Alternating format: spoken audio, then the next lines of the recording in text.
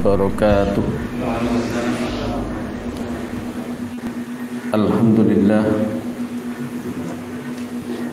Alhamdulillahilladzi hadana li hadza wa ma kunna linahtadiya laula an hadanallah. Asyhadu an la ilaha illallah wahdahu la syarika lah wa asyhadu anna Muhammadan abduhu wa rasuluh. Allahumma shalli wa sallim wa barik ala Muhammadin wa ala alihi wa ashabihi wa man tabi'ahum bi ihsanin ila yaumiddin. Qala Allah ta'ala fil kitabihil karim. A'udzu billahi minasyaitonir rajim. Ya ayyuhalladzina amanu la ta'kulu amwalakum bainakum bil batil illa an takuna tijaratan antara minkum wala taqtulu anfusakum innallaha kana bikum rahima. Qala Allah ta'ala fil kitabil karim fi suratil ukhra wala takunu kalladzina tafarraqu wa ikhtalafu min ba'di ma ja'ahumul bayyinah ulaika lahum adzabun adzim. Shadaqallahul adzim. Bapak-bapak, ibu-ibu, ikhwani wa akhwati fillah rahimakumullah. Alhamdulillah, kita bersyukur kepada Allah Subhanahu wa taala atas limpahan nikmat karunia yang oleh Allah limpahkan kepada kita. Pada malam hari ini kita bisa menghadiri majelis ilmu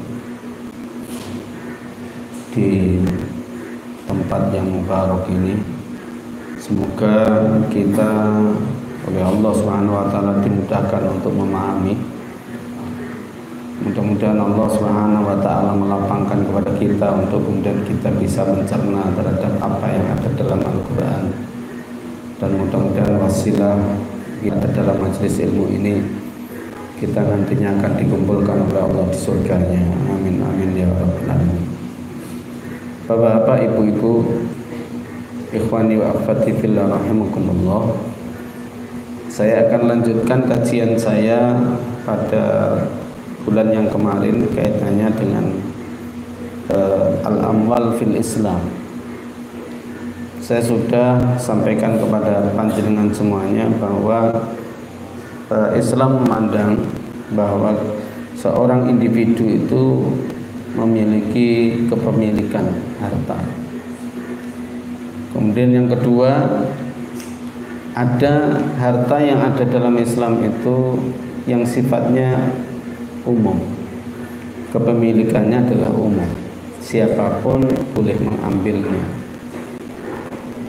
boleh memanfaatkannya, tapi bukan kemudian berpikir seperti kapitalisme yang ada sekarang ini, asal comot diambil, tidak begitu. Tetapi semuanya tidak lepas dari kerangka syariat Islam. Siapa yang mengelola? Yaitu kalau dalam bahasan kita di dalam Islam maka harus daulah yang membeli. Kemudian yang ketiga yaitu harta yang itu merupakan harta negara, yang mana harta negara ini tidak bisa dimiliki oleh individu kecuali persoalan-persoalan yang itu memang dibenarkan oleh syariat Islam. Oleh karena itu pada malam hari ini saya akan berbicara tentang al-amal fil Islam dalam kaitannya dengan kepemilikan individu. Ikhwani wa akhwati fillah rahimakumullah. Saya tadi membaca sebuah ayat yang ada di dalam Al-Qur'an, tepatnya di dalam surat An-Nisa. Allah berfirman demikian. Ya ayyuhalladzina amanu la ta'kulu amwalakum bainakum bil batil. Ya ayyuhalladzina amanu, hai orang-orang yang beriman, la ta'kulu amwalakum, janganlah kalian itu memakan harta, yaitu diantara kalian, bainakum, diantara kalian, artinya diantara kalian semuanya, bil batil, yaitu dengan cara yang batil. Ingat di sini bil batil itu pakai alif lam. Berarti apa yang tidak diridhoi oleh Allah maka itu batil. Ya. Kalau tidak diridhoi oleh manusia bagaimana? Belum tentu batil. Ya. Hanya saja di sini kalau kita ini melakukan antakuna tijarah, kalau kita ini melakukan sebuah perdagangan, maka kita wajib antaradim minkum. Jadi harus meminta keridhaan. Jadi harus ridho, satu dengan yang lainnya harus ridho. Apabila itu tidak, maka itu akan mendatangkan masalah. Bukan masalah yang sepele kaitannya dengan persoalan harta ini, tetapi itu akan membawa dampak yang sangat serius, yang itu membawa dirinya, baik itu sesuatu yang bisa diindra ataupun tidak bisa diindra. Kenapa? Kalau kita berbicara yang namanya harta itu ada yang sifatnya materi, ya, ada yang kemudian sifatnya non materi, ya, harta itu. Sehingga kita di dalam kehidupan yang ada di dalam peradaban yang sekarang ini, kita banyak memandang harta itu cukup yang materi. Sehingga konsep kebahagiaan pun itu juga salah. Kalau punya uang banyak dia merasa bahagia, kan begitu ya. Tapi tidak merasa bahwa dia diuji oleh Allah dengan uang banyak tadi. Ada yang merasa bahwa kalau kemudian punya kekayaan banyak kemudian merasa diuji? Enggak ada. Bahasanya malah begini, alhamdulillah saya banyak dianugerahi oleh Allah kelapangan untuk bisa mendapatkan rezeki. Ternyata itu ujian. Untuk apa yang kemudian menumpuk-numpuk harta dan lain sebagainya. Nah ini saudara. Nah inilah kemudian kesalahan-kesalahan di dalam mindset ini tidak serta-merta kemudian muncul sebenarnya. Tapi ini merupakan warisan-warisan yang sampai kemudian pada periode peradaban yang kita sekarang ini hidup, dan kita tidak merasa bahwa itu sebuah kesalahan. Nah, oleh karena itu di dalam malam hari ini, saya akan mencoba untuk mengingatkan kepada kita semuanya. Karena kenapa demikian ini? Karena ini sudah menggurita pada diri kaum muslimin. Sehingga dari katanya Rasulullah SAW, jadi umat itu nanti akan datang suatu zaman, umat ini seperti buih di lautan, kelihatan banyak tapi tidak memiliki kekuatan. Ditanya oleh para sahabat, apakah mereka itu sedikit ya Rasulullah? Tidak, mereka banyak.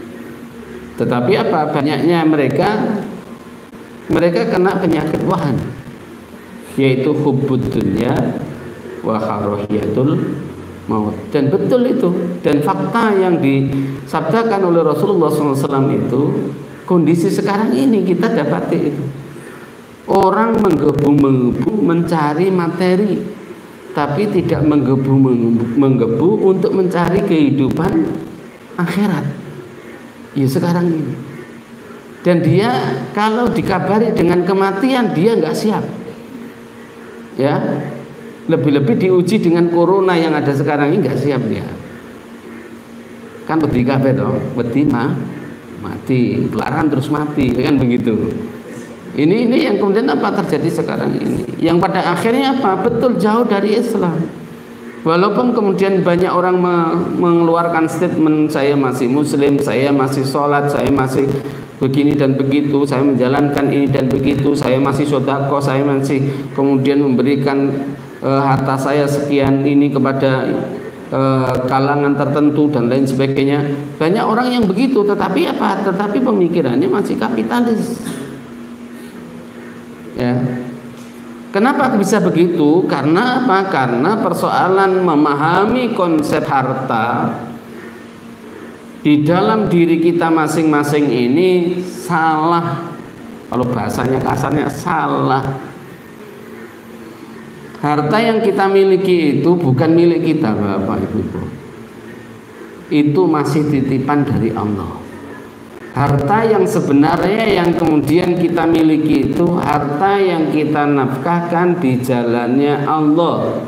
Apakah kita dengan bermuamalah sebagaimana yang kemudian diatur oleh Islam, kemudian kita ridho dengan apa yang kita keluarkan untuk kemudian menjalankan perintahnya Allah dan lain sebagainya, maka itu merupakan harta yang kita miliki, yang kita wakafkan, yang kita sodakohkan, yang kita infakkan, ya, maka itu sebenarnya merupakan harta yang sebenarnya yang kita miliki. Bukan sesuatu yang kita dapati, mungkin rumah makrong-makrong, mobil berderet, ya, berganti-ganti, bukan itu. Itu merupakan ujian.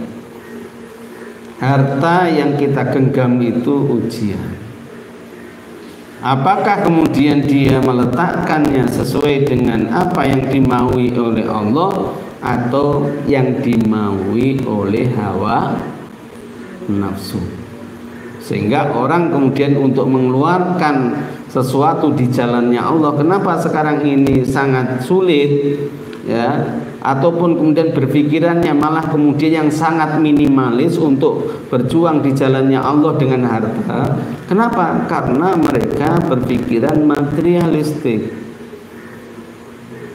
Maknanya materialistik itu begini: saya hanya punya uang katakanlah 1 juta, saya keluarkan kemudian ini 500.000, maka harta saya akan kurang, sehingga saya hanya memiliki harta, memiliki uang 500.000 yang tinggal.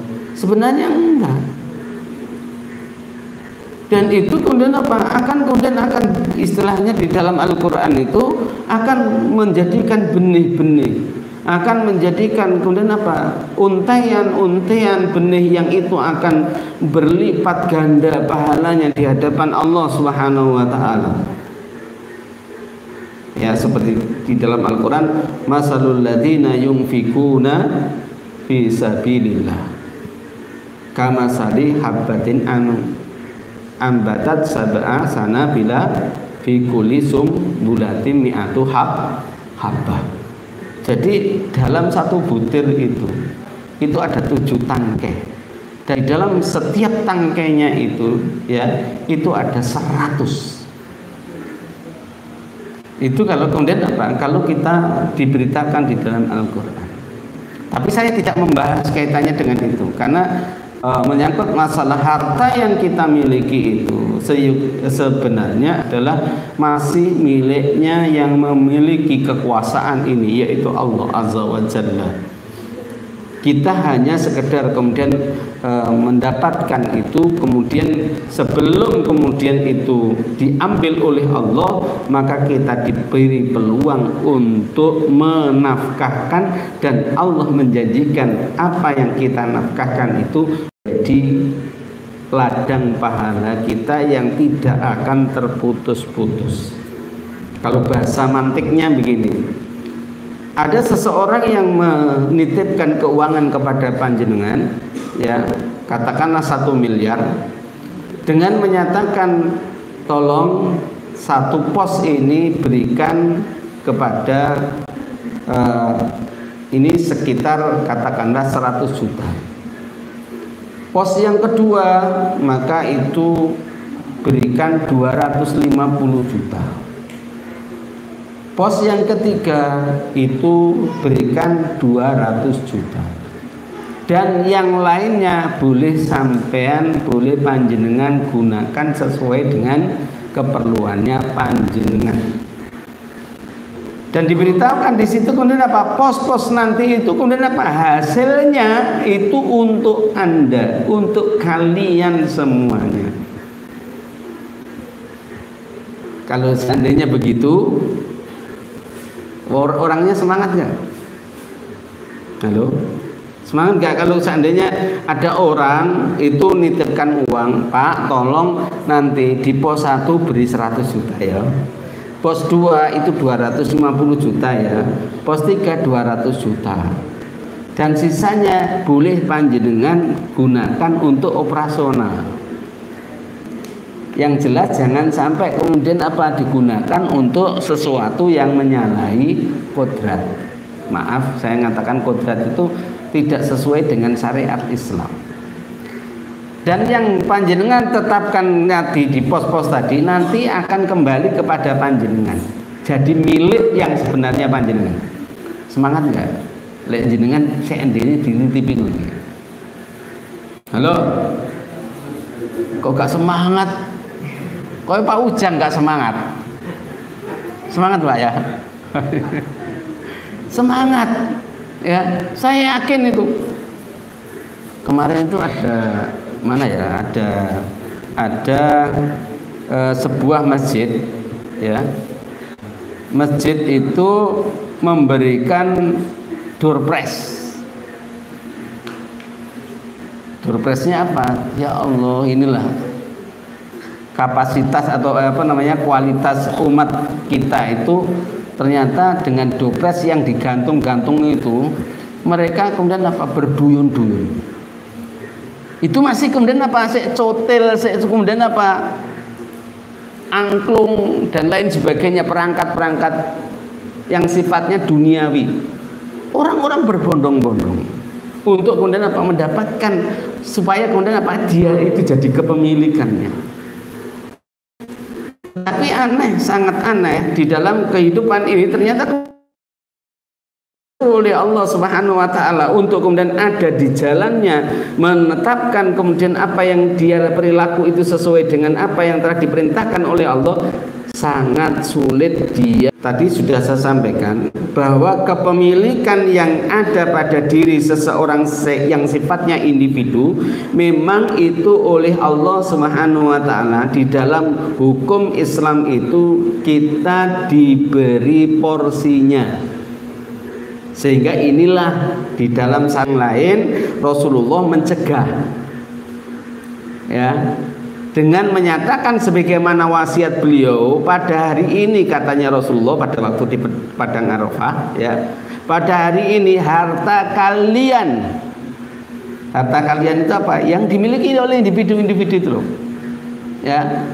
Kemudian darah kalian itu apa? Haram atas kalian semuanya. Artinya apa? Nggak boleh kemudian ditumpahkan, nggak boleh kemudian diperebutkan. Sehingga nggak boleh kemudian seseorang itu kalau memiliki harta orang lain kemudian mengambilnya, nggak boleh ya. Ini saudara, kecuali dengan jalan yang kemudian dibenarkan oleh syariat Islam. Bagaimana kemudian dikatakan sesuai dengan syariat Islam? Banyak hal kaitannya dengan itu untuk memperoleh rezeki yang diberikan oleh Allah Subhanahu wa taala tadi. Yaitu apa? Bekerja, Pak Ghazali, itu hanya salah satunya. Bekerja itu salah satunya. Ya. Dan ingat Bapak-bapak, Ibu-ibu, kalau kita berbicara harta, ya, harta, kita ini biasanya kemudian berpikiran yang sifatnya materi, dan materi itu kemudian berpikiran sifatnya uang ataupun kemudian barang berharga, ataupun kemudian apalagi tanah dan lain sebagainya.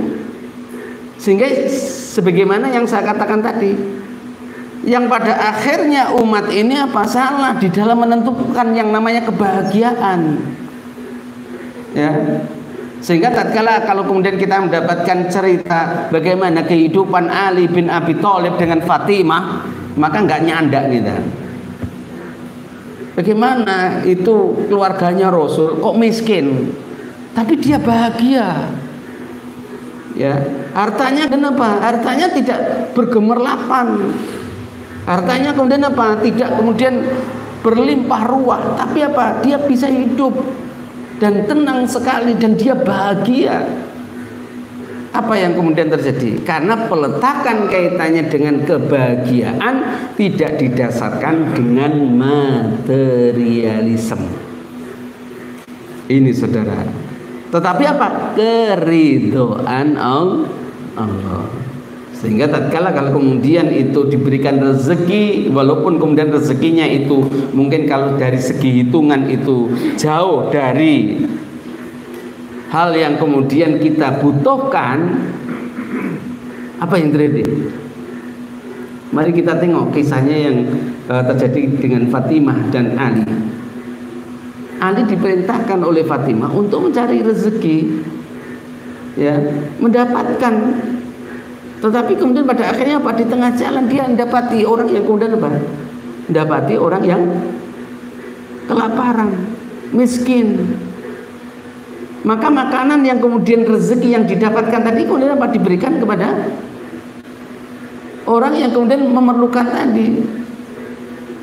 Ini apakah kemudian wah kalau gitu nggak makan kita? Subhanallah.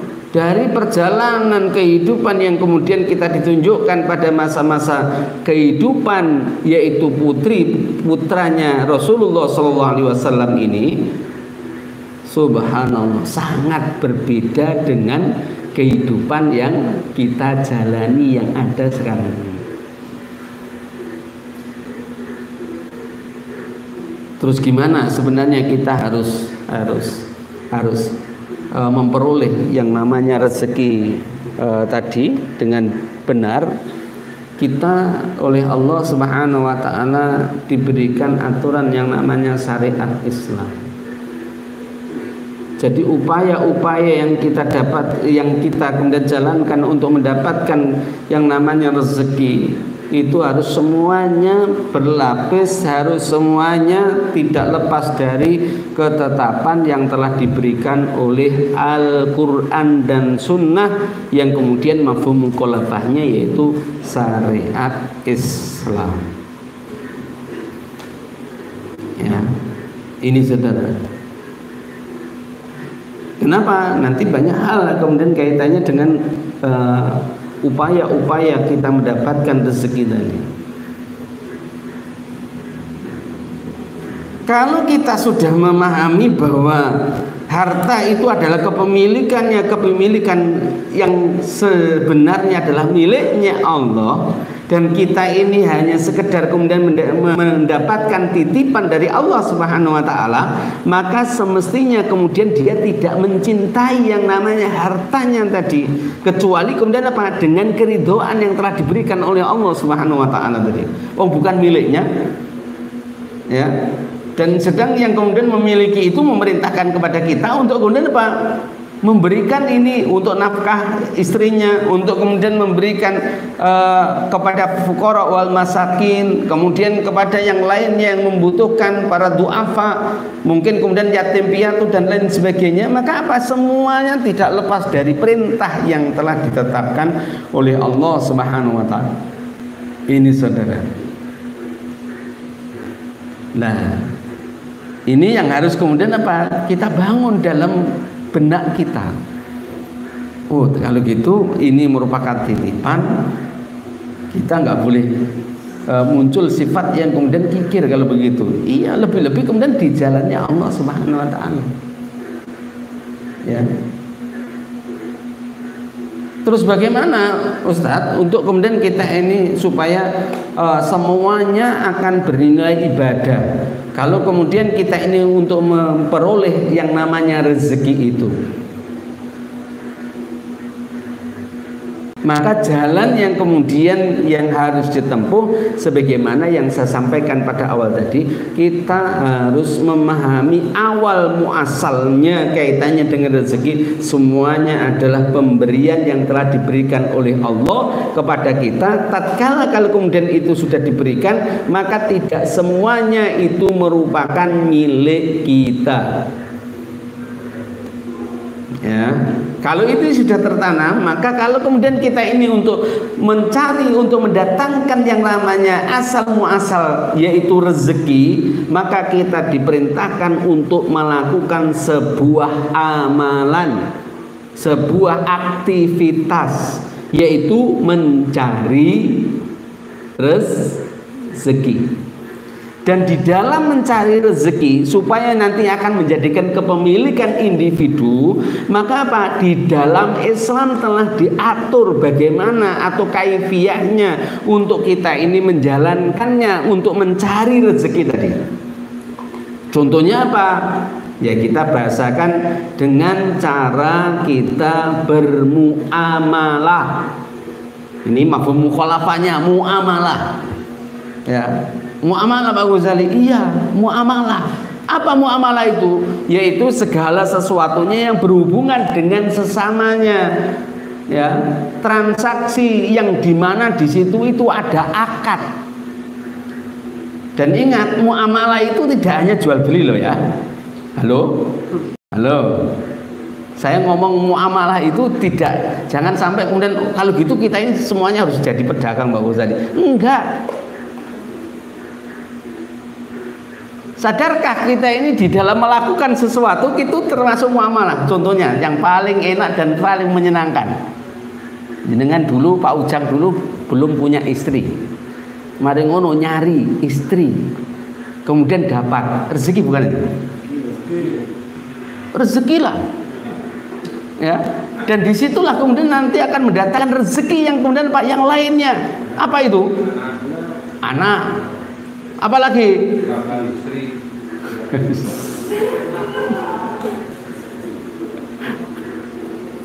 anak, istri, mangan juga apa tambah dulunya apa mangan raka kopen, setelah kemudian apa nikah jadi kopen, ya toh?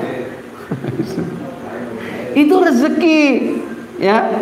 Keluwen ono sing masakno, lek pas dhewean ra ono sing masakno, kan gitu ya. Wirawiri ya, golek warung tutup kabeh. Nah ini saudara, ternyata apa? Ternyata muamalah itu tidak hanya apa yang namanya mencari, kita bekerja untuk kemudian kepada seseorang, tidak, tetapi apa? Ternyata sesuatu yang kita jalani di dalam kehidupan ini dengan orang lain itu muamalah. Contohnya apa? Pernikahan. Pernikahan itu muamalah, dan itu mendatangkan rezeki yang lainnya. Katanya Allah, yugni kumullah. Allah akan, kalau kemudian orang itu dalam kondisi awalnya fuqara, maka apa? Percayalah, Allah yang kemudian akan kemudian apa? Mekayakan. Oleh karena itu, yang belum nikah ndang nikah. Kalau yang sudah nikah, kurung suge-suge, nikah meneh.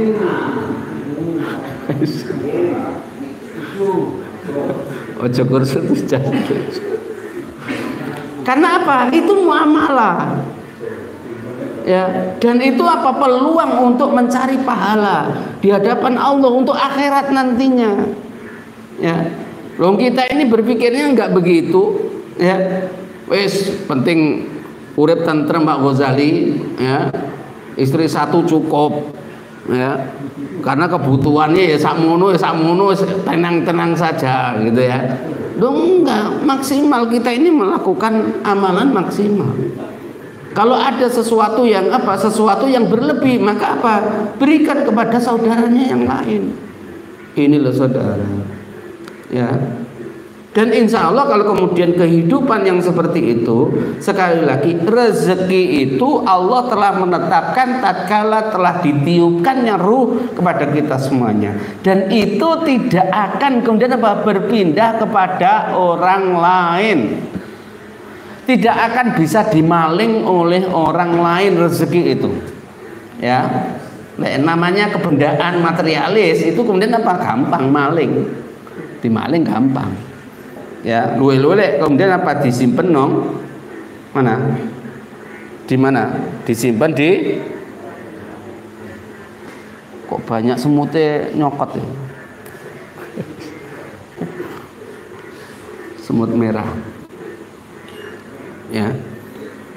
Jadi itu apa? Terus lagi apa? Muamalah itu, muamalah banyak.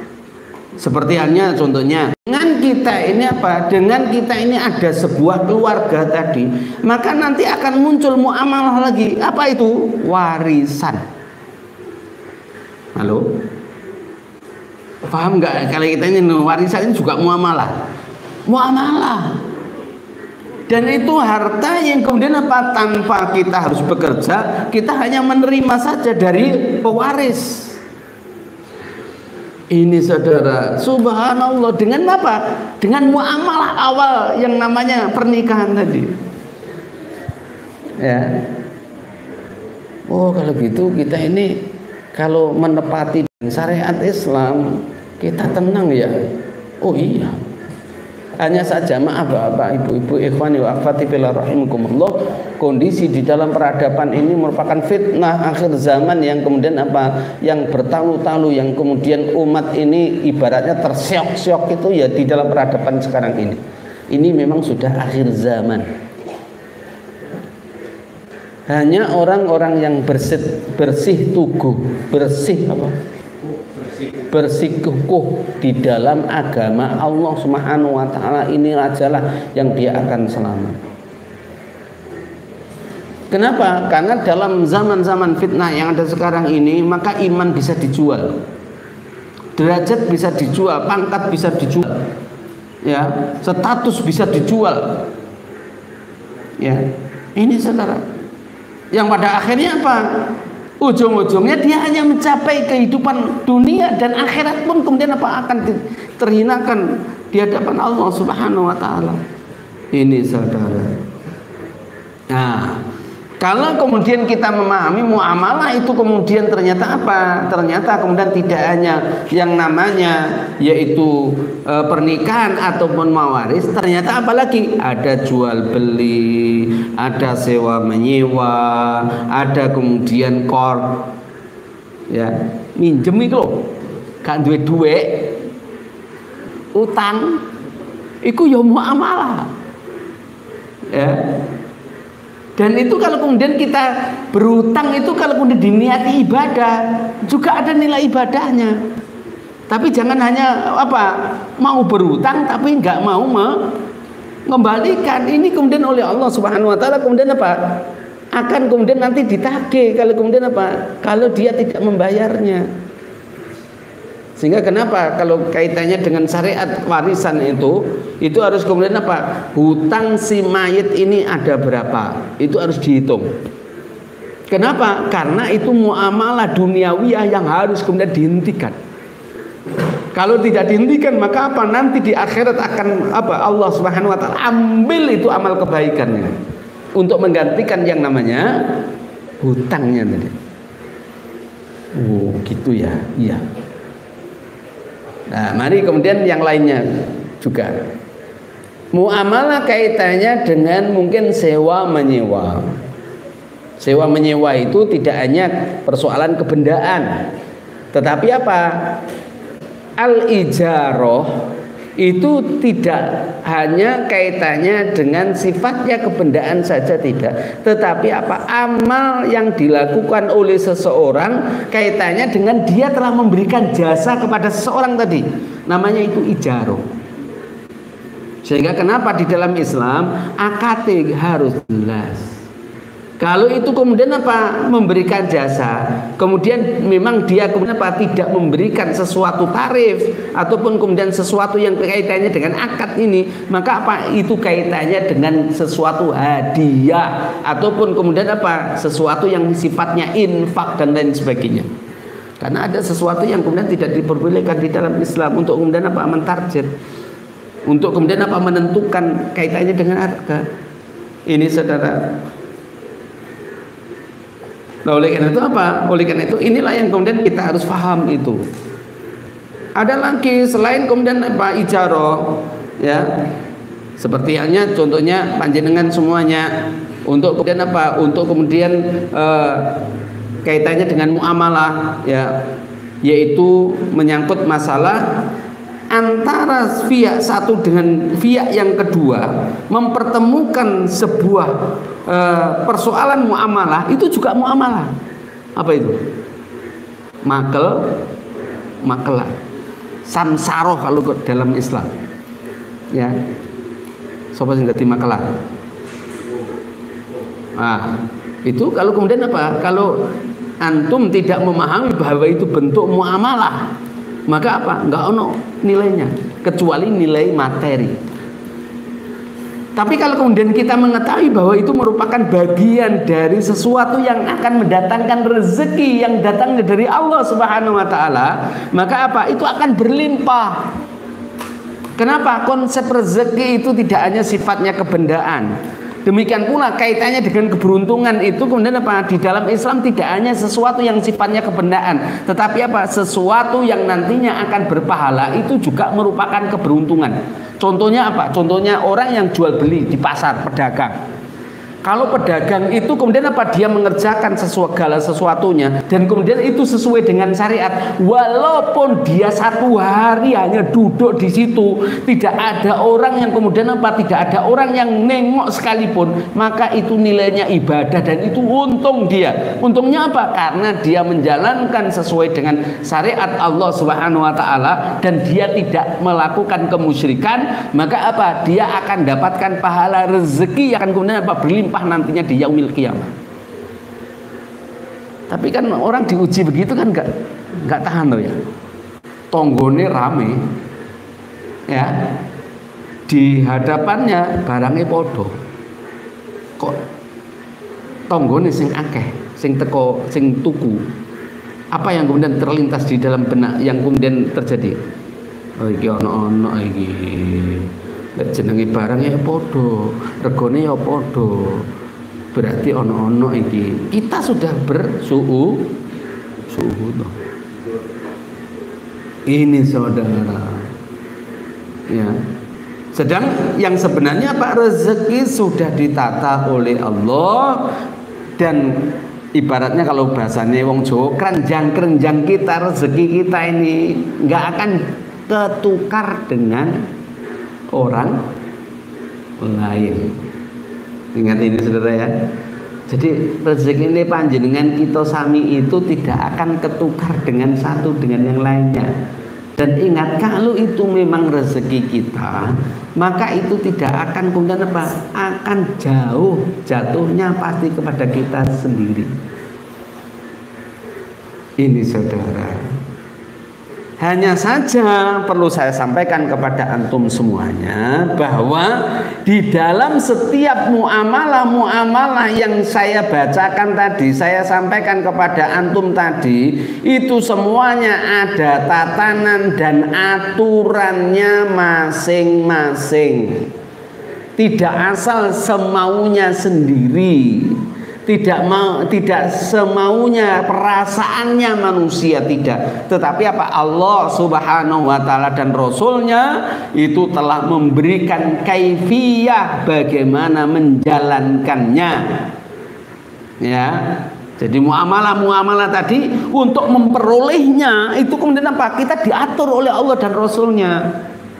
Tidak asal kemudian itu punya bapakku tak kuasai. Loh, saudaranya yang lain gimana? Yang penting aku gak mikir saudara, itu ya milikku. Gak boleh. Maka ada syariat kaitannya dengan warisan. Ini saudara. Lah, kalau kemudian warisan kemudian dibagi, maka bagilah itu sesuai dengan kaifiyah bagaimana syariat Islam itu membaginya. Jangan sampai begini, wis dek, ini hartane bapak ini dibagi roto saja ya. Oh ya wis gak apa-apa. Maaf Bapak Ibu-ibu, ikhwani wa akhwati fillah rahimakumullah, banyak orang yang kemudian berbuat demikian ini dan dia tidak mau susah. Sebenarnya dia malah sebenarnya apa? Membuat susah. Kok membuat susah Pak Ghazali? Iya. Kenapa? Karena tidak menjalankan syariat Allah. Tahu ancaman kaitannya dengan persoalan muamalah ini. Warisan tidak sesuai dengan syariat yang telah diberikan oleh Allah. Allah mengatakan gini, wa may ya'sillaha yudkhilhu naran khalidan fiha. Orang yang maksiat, orang yang dia itu melanggar terhadap apa yang telah ditetapkan oleh Allah Subhanahu wa taala, maka dia akan dimasukkan ke neraka.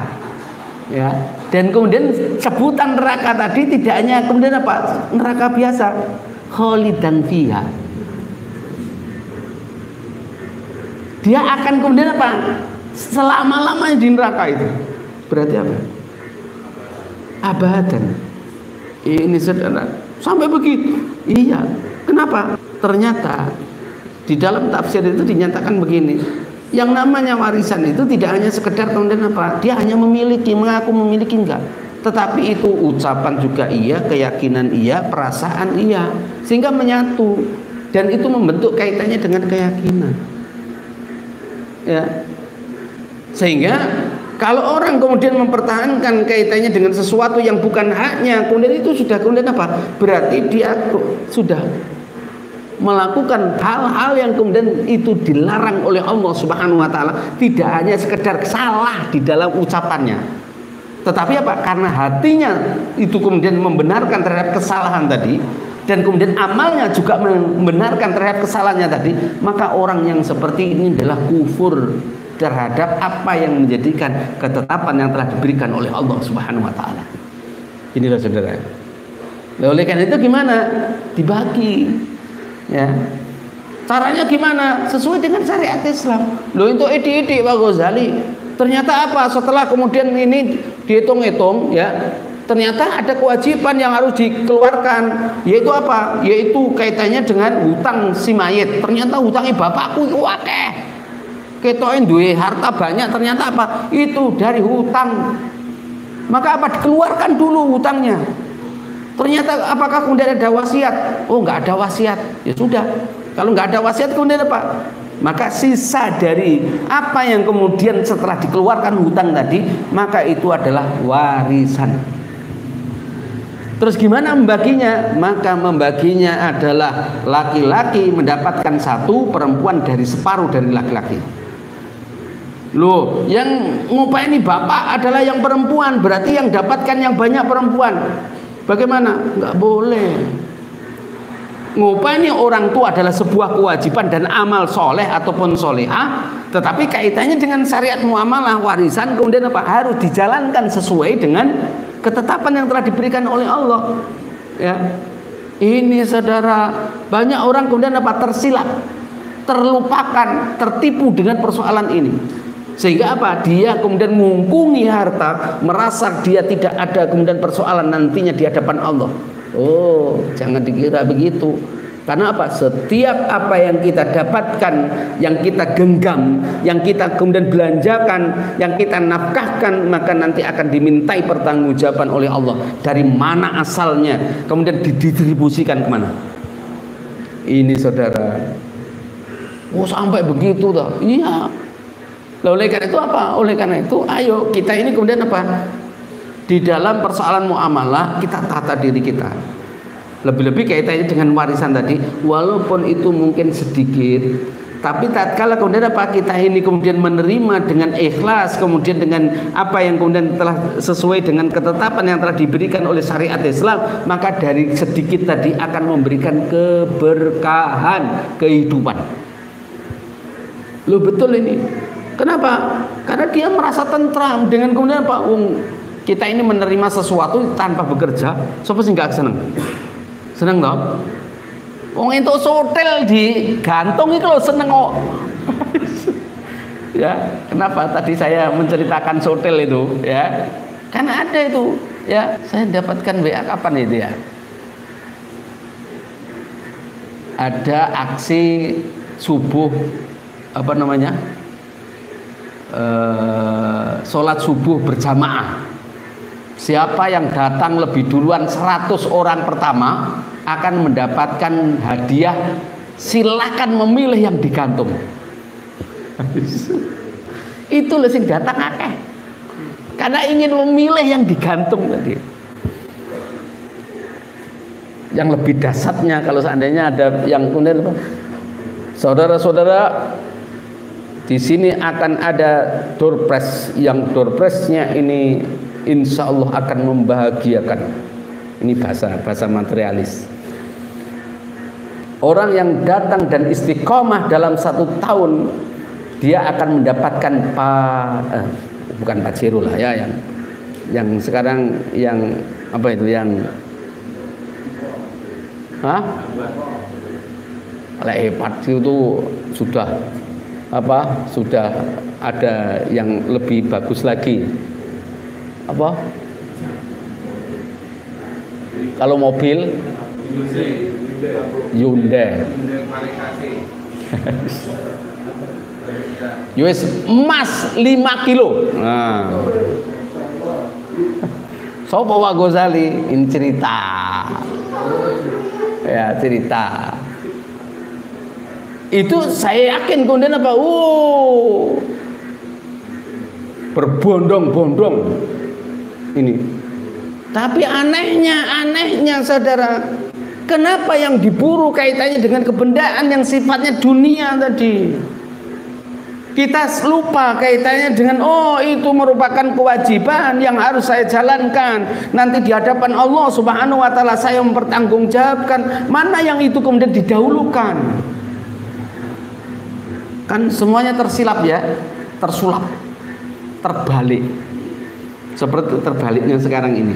Kebenaran menjadi keburukan, keburukan menjadi kebenaran. Ulama dikriminalisasi, penjahat malah diagungkan.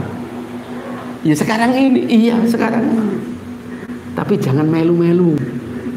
Melu sing orang-orang yang kemudian ulama-ulama yang kemudian teguh. Ini loh saudara. Kok dikriminalisasi Pak Ghazali? Enggak apa-apa. Karena itu sunatullah. Ya. Yang kita cari adalah kehidupan kemudian husnul khotimah. Akhir kehidupan kita adalah kebaikan di hadapan Allah Subhanahu wa taala. Ini saudara. Ya. Nah, kita kembali ke muamalah, ya. Demikian pula kaitannya dengan menyangkut masalah qard, hutang. Itu juga kemudian muamalah, iya. Ya. Jadi kalau memang nggak punya hutang boleh. Ibadah Pak Ghazali, ibadah. Hanya saja harus tahu ilmunya. Kalau itu hutang harus kemudian mengembalikan. Terus gimana akadnya? Ya buat akadnya. Tapi nggak boleh kemudian melakukan yang namanya maghrib. Apa maghrib itu? Bukan maghrib adzan, maghrib bukan. Maisir, ghoror, dan riba. Inilah saudara. Nah, kalau kemudian kita memahami yang begitu dan kita tidak akan melakukan, kita menggunakan hal yang riba, ataupun kemudian kita akan melakukan penipuan, ataupun kemudian kita akan melipat gandakan kaitannya dengan sesuatu keuntungan dan lain sebagainya, maka Maka kita ini akan kemudian Kita akan kemudian diridhoi oleh Allah Subhanahu wa taala. Ini saudara. Karena sekarang ini banyak orang yang kemudian melakukan muamalah itu untuk kemudian mencari yang namanya rezeki itu salah kaprah. Ya, salah kaprah. Pada akhirnya sesuatu yang horor itu kemudian terjadi. Sampai ada yang mengatakan dengan kata-kata syariah. Apa itu? Ya saya tunjuk aja ya, seperti paitren, paitren. Apakah tidak ada ghoror? Ada ghoror. Lu itu ustadz itu, ya sama, ya. Dan dia terancam sekarang. Tidak hanya kemudian kaitannya dengan paitren saja, tapi sesuatu yang lainnya juga dia terancam. Naudzubillahi min dzalik, saudara.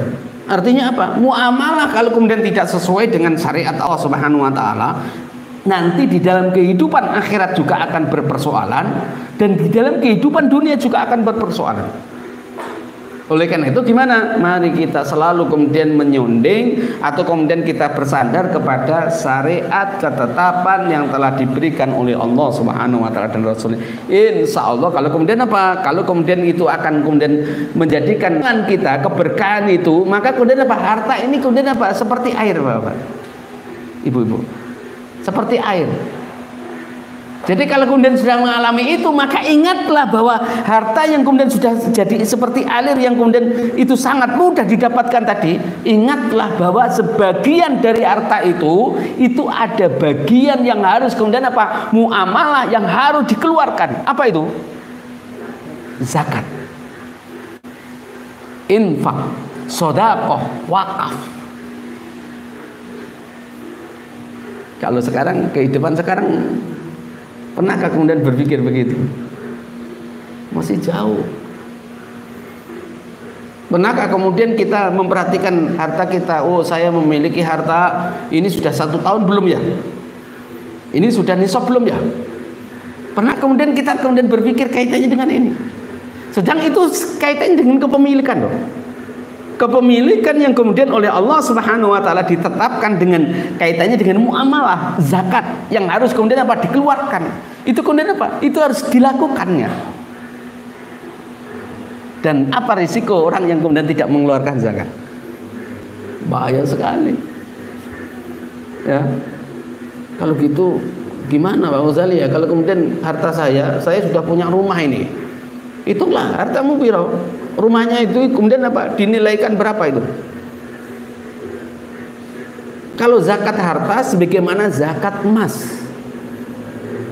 Ya. Jadi kalau zakat emas itu, kalau panjenengan itu sudah memiliki uang 42 juta. Ya, 42 juta. Itu wajib zakat kalau 1 tahun. Ya. Itu kaitannya dengan harta. Belum kaitannya dengan perniagaan. Perniagaan kemudian apa? Kalau sudah kemudian seperti itu, malah luwe-luwe kemudian apa? Berlipat-lipat, maka apa? Bisa jadi 2 kali lipat, maka keluarkanlah zakatnya. Dan ingat, zakat yang kita keluarkan tadi itu bukan kemudian apa? Itu akan hilang, tidak. Itu merupakan rezeki kita nanti di akhirat. Tatkala kalau kemudian apa? Kita ditanyai oleh Allah, didistribusikan kemana? Ini. Maka apa? Kita akan dapatkan balasan dari Allah Subhanahu wa taala. Dan itulah kemudian apa? Rezeki yang tidak akan bisa dimaling oleh siapapun. Inilah saudara. Kalau gitu kita ini banyak yang keliru Pak Ghazali ya, di dalam memahami kaitannya dengan rezeki. Kita ya ngono ya. Kita ya. Lo betul ini. Ya. Karena apa? Karena berdirinya sebuah muamalah itu kemudian apa? Banyak orang begini, maaf ini ya, saya nggak menyinggung, ya. Aku memiliki untuk banyak, ya. Jangan saudara, ya. Ingat di dalam Islam itu ada orientasi usaha. Di dalam Islam itu orientasi usaha itu ada 2. Kalau kapitalis itu hanya kemudian apa? Hanya 1, profit oriented. Sehingga mungkin panjenengan sangat hafal, mengeluarkan sedikit-dikitnya mendapatkan hasil yang sebanyak. Hafal loh. Sehingga kita ngirit gitu ya. Tapi harapannya pengen dapat yang banyak gitu loh. Apakah begitu di dalam Islam? Tidak. Ya. Di dalam Islam itu malah akan lebih banyak kemudian apa? Karena yang namanya keuntungan tidak hanya sifatnya materi, ya, tetapi apa? Sifatnya non materi adalah sebuah keberuntungan. Ya, apabila kemudian apa? Kita ada di jalannya Allah menggunakan syariat Allah Subhanahu wa taala. Oh. Ini saudara. Enggak ada ceritanya tatkala kalau kemudian kita ini apa? Melakukannya sesuai dengan syariat Islam, kemudian kita ini apa? Kita merasa kemudian canggung, wajar kalau kemudian awal-awal wajar, ya. Tapi yang nggak wajar itu apa? Kita kemudian apa? Tidak melakukan itu, malah kemudian apa? Kita tenang-tenang, itu yang nggak wajar. Biasanya banyak yang apa? Tenang-tenang, ya nggak merasa. Ini terang. Nah, kita kembali kepada muamalah. Jadi muamalah ini kemudian apa? Sebenarnya akan melingkupi pada semua aspek kehidupan yang kita jalani ini, saudara. Dan itu merupakan apa? Nantinya akan menjadikan kepemilikan pribadi kita, kepemilikan individu kita di hadapan Allah Subhanahu wa taala. Ini loh ya. Baik di dunia iya, di akhirat juga iya. Ya. Sehingga inilah, jadi kalau begini ya, ini pesan bagi yang laki-laki ya. Jadi kalau antum itu kemudian punya istri bekerja ya, antum tidak boleh kemudian ambil sepeser pun punyanya istri. Kenapa? Nggak ada hak antum kecuali kemudian ini mas tak beri, ambil. Ya. Oh ini sodako. Dan itu amal solehahnya istri. Ini saudara. Sehingga kalau kemudian menyangkut masalah juga warisan, inilah kemudian di dalam Islam itu tidak ada yang namanya harta gono gini. Ini kaitannya dengan warisan, muamalah warisan itu nggak ada yang namanya gono gini. Dan dari mana itu istilah gono gini itu? Dari Belanda. Dari hukumnya Londo. Ya, hanya saja sekarang ini dipacokkan kepada Islam. Dan itu menjadi hukum kompilasi yang ada kemudian sekarang ini. Kalau kemudian kaitannya dengan mawaris, tidak ada kemudian yang namanya harta gono gini. Harta istri. Ya, harta suami. Ini saudara.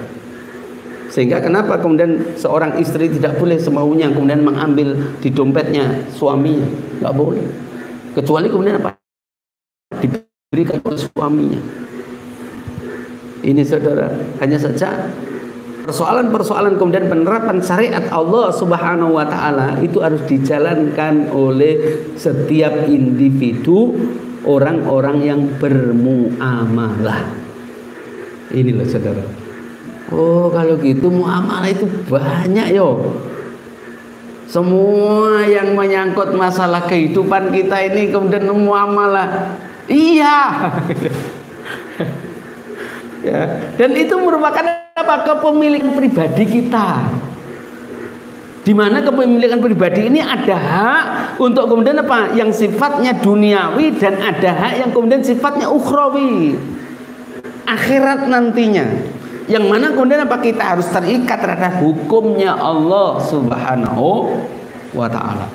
Lah oleh karena itu, ikhwani wa akhwati fillah rahimakumullah, mari kita di dalam mencapai atau berupaya berusaha untuk kemudian kita ini ada di dalam karunia atau kemudian keridhaan Allah Subhanahu wa taala ini, maka kita harus kemudian mengikuti tatanan tutunan cara-cara muamalah di mana kemudian kita ini harus lakukan di dalam kehidupan ini sesuai dengan syariat Allah Subhanahu wa taala. Saya tadi lupa. Orientasi yang kedua, selain kemudian keuntungan itu di dalam Islam tidak hanya sifatnya materi, tapi non materi keuntungan itu. Apa itu? Yaitu pahala dari Allah Subhanahu wa taala. Ya. Kemudian yang kedua, yang namanya falah. Falah itu begini Bapak Ibu. Sebuah konsekuensi yang mana kemudian tingkah laku kita ini nanti akan dimintai pertanggungjawaban oleh Allah Subhanahu wa taala.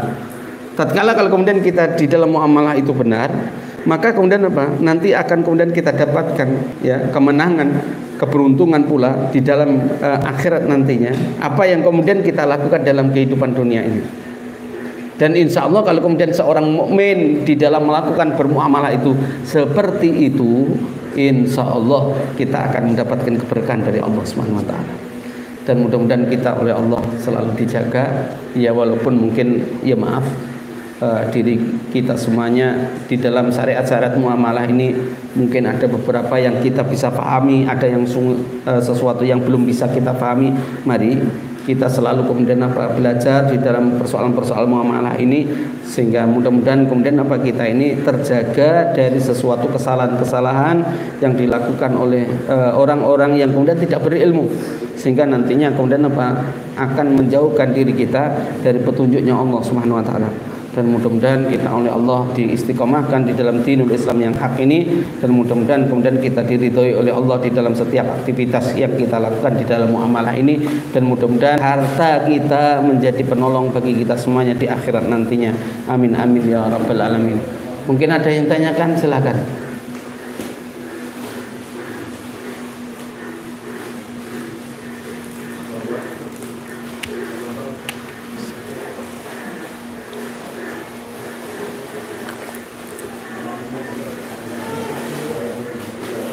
Jadi cara untuk kemudian memperoleh kepemilikan secara pribadi itu memang semuanya tidak lepas dari muamalah. Ikhwani wa akhwati fillah rahimakumullah. Nah, di dalam muamalah itu ada akad, ya. Ada akad yang itu antum semuanya harus lakukan. Mesti harus dilakukan akad itu. Ya, tidak boleh tidak. Seperti contohnya saya mungkin kenapa kaitannya dengan warisan? Ya, kebetulan saya spesialisasi saya memang ada di muamalah, ya. Kaitannya dengan warisan pun itu juga harus jelas, ya. Aku dapat bagian berapa ya, ya. Sudah sampai di tangan belum? Kenapa kok harus diperhitungkan begitu? Karena kalau itu kemudian sudah 1 tahun haul dan kemudian itu sudah nisab, artinya hitungannya kemudian wajib zakat itu dikeluarkan, maka itu harus kemudian dikeluarkan zakatnya. Ya, jangan sampai begini, maaf, naudzubillah. Kita mendapatkan harta banyak, kita lupa kaitannya dengan haul dan nisab. Itu yang sangat membahayakan bagi kita semuanya. Dan insya Allah saudara-saudara, kalaupun kemudian kita ini mengeluarkan zakat, tidak akan habis harta kita, tapi akan insya Allah akan berlimpah ruah. Sebagaimana janji Allah Subhanahu wa taala di dalam Al-Qur'an, dan kita semuanya kemudian akan kemudian dilipat gandakan oleh Allah di dalam persoalan-persoalan yunfikuna fi sabilillah bi amwalikum. Ya. Ya, mungkin itu saja yang bisa sampaikan. Kalau tidak ada pertanyaan, dan mudah-mudahan apa yang saya sampaikan ini memberikan pencerahan kepada kita. Sebenarnya ada materi-materi yang mendetail, ya. Baik itu mawaris, baik itu kemudian muamalah jual beli, baik itu kaitannya dengan ijaroh, ya, banyak, ya. Apa katok Pak Ghazali itu nanti dengan umur yang kita miliki, ya sembuh. Tapi yang jelas kita ini berusaha untuk mendapatkannya. Mungkin itu saja, ikhwani wa akhwati fillah rahimakumullah. Mudah-mudahan kita semua, ya Allah, terjaga iman kita sehingga kita selalu ada di dalam dinul Islam yang hak ini, dan mudah-mudahan kita oleh Allah dikuatkan dari fitnah-fitnah akhir zaman yang ada sekarang ini pula, dan mudah-mudahan kita dikumpulkan oleh Allah di surganya. Amin amin ya rabbal alamin. Kita akhiri dengan doa kafaratul majlis. Subhanakallahumma wa bihamdika asyhadu an la ilaha illa anta astaghfiruka wa atubu ilaik. Wassalamualaikum warahmatullahi wabarakatuh.